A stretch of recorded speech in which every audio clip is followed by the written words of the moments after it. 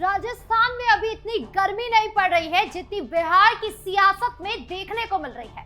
विधानसभा चुनाव से पहले पार्टियों के बीच कांटे की टक्कर देखने को मिल रही है। तैयारियों की बात की जाए तो एक तरफ जहां एनडीए सरकार बिहार की जनता को योजनाओं से लुभा रही है, तो वहीं दूसरी तरफ महागठबंधन से तेजस्वी यादव भी लगातार बिहार अधिकार यात्रा में एक्टिव नजर आए। लेकिन इन सब के बीच भी कुछ है जो आपको दिख नहीं रहा है। जी हाँ, एनडीए सरकार तो चुनावी रेस में आगे दिख रही है, लेकिन वहीं अगर महागठबंधन की बात की जाए तो अंदरूनी कला अब इस मोड़ पर आ गई है कि चुनाव से पहले महागठबंधन की तस्वीर पलट सकती है। ऐसे में क्यों कह रही हूँ, सब कुछ बताऊंगी आपको विस्तार से।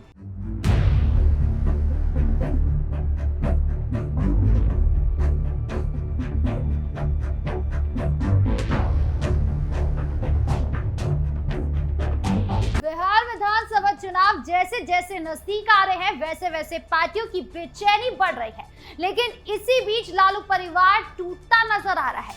बिहार की सियासत में इस वक्त लालू प्रसाद यादव के परिवार की अंदरूनी कला सबसे ज्यादा चर्चे का विषय बनी हुई है। राजद के भीतर सब कुछ ठीक नहीं चल रहा है और ये कला अब खुलकर सामने आ रही है, जो महागठबंधन की एकजुटता को खतरे में डाल रही है। लालू के बड़े बेटे तेज प्रताप यादव ने हाल ही में गीता और भगवान कृष्ण की कसम खाकर एक चौंकाने वाला ऐलान किया। उन्होंने साफ साफ कहा कि वो दोबारा राजद में शामिल नहीं होंगे।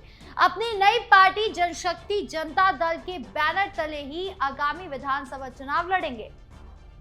तेज प्रताप ने यह भी जोर देकर कहा कि माता पिता और पार्टी की राजनीति को अलग रखा जाना चाहिए और भले ही कोई उन्हें बुलाए, वो राजद की ओर लौटने को तैयार नहीं है। यह बयान न सिर्फ राजद की आंतरिक एकता को चोट पहुंचा रही है, बल्कि लालू परिवार के बीच गहरे मतभेदों को भी दुनिया के सामने ला खड़ा कर दिया है। तेज प्रताप की ये बगावत कोई अचानक नहीं है, ये तो मई से ही सुलग रही थी, जब लालू प्रसाद यादव ने उन्हें 6 साल के लिए पार्टी और परिवार से निष्कासित कर दिया था।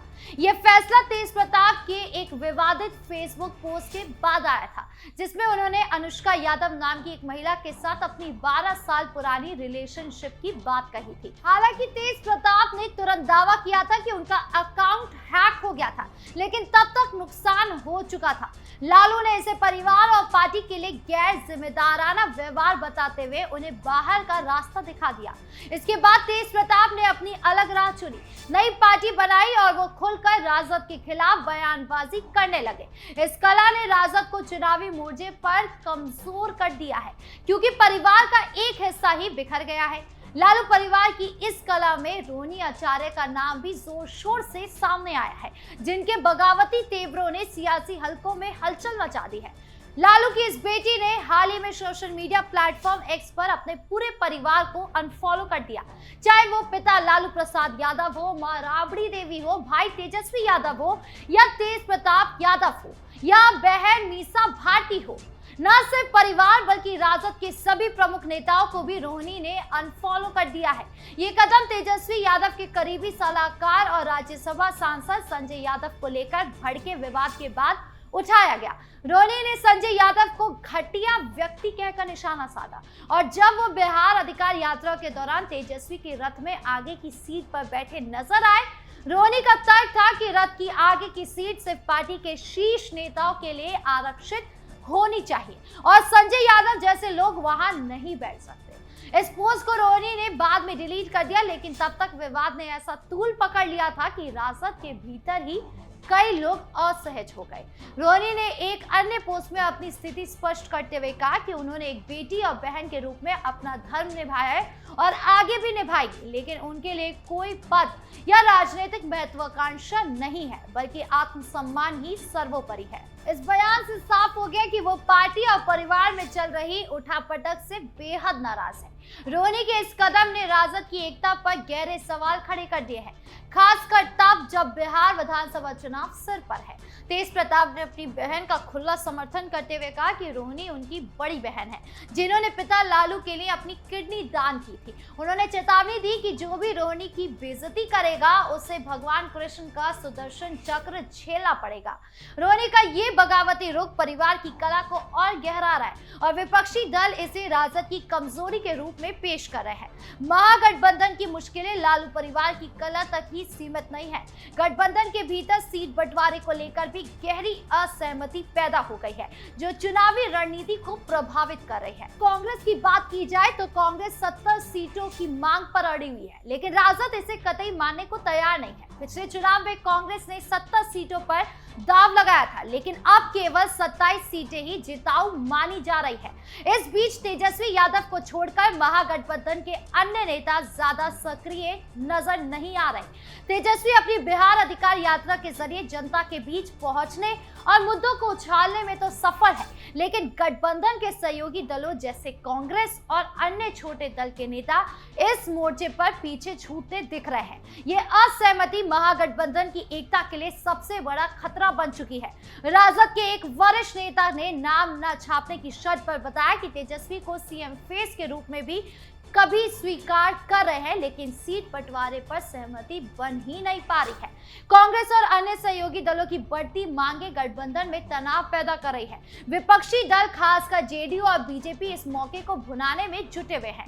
जेडीयू के प्रवक्ता नीरज कुमार ने तंज कसते हुए कहा कि रोहिणी ने अपने पिता के लिए किडनी तो दी, लेकिन अब पार्टी को अनफॉलो कर रही है। यह राजद की आंतरिक अव्यवस्था का जीता जागता प्रमाण है। सीएम फेस पर सिर्फ तेजस्वी पर सहमति होना एक सकारात्मक संकेत है, लेकिन बाकी मुद्दों पर गठबंधन की दरारें चुनाव से पहले ही फैल रही है, जो महागठबंधन को एनडीए के मुकाबले कमजोर बना रही है।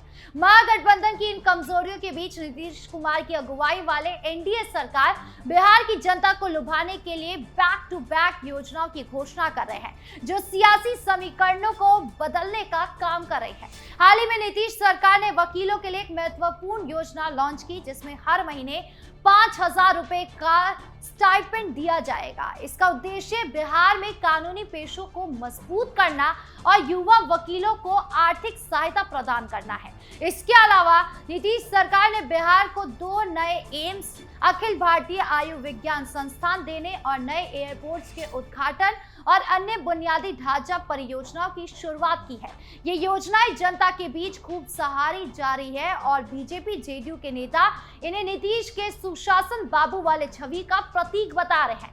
केंद्रीय मंत्री चिराग पासवान ने हाल ही में एक सभा में कहा था कि विपक्ष वोट चोरी जैसे बेबुनियाद आरोप लगा रहे हैं, लेकिन बिहार की जनता साफ देख रही है कि नीतीश सरकार ने राज्य को विकास की असली राह पर ला दिया है।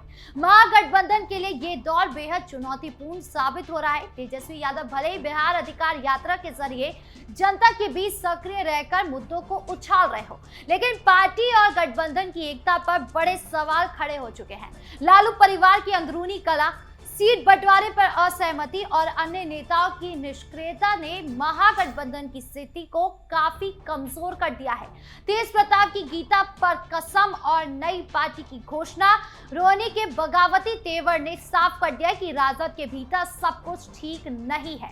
अब देखना यह है कि क्या तेजस्वी इस तूफान को थाम पाएंगे और गठबंधन को एकजुट कर सकेंगे, या फिर एनडीए इस मौके का पूरा फायदा उठाकर बिहार की सत्ता पर कब्जा जमाएगी। आपको क्या लगता है? कमेंट बॉक्स में जरूर बताएं। धन्यवाद।